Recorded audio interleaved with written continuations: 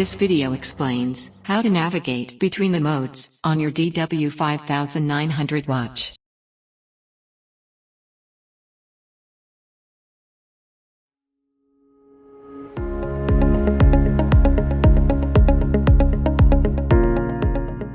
In timekeeping mode, press the mode button to select the world time mode.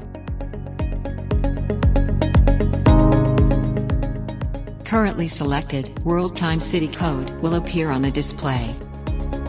Press mode button again to choose stopwatch mode. Select the countdown timer mode by pressing the mode button again.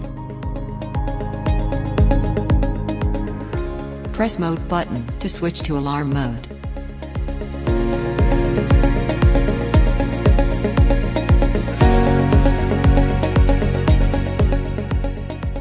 Now, press the mode button again to return to timekeeping mode.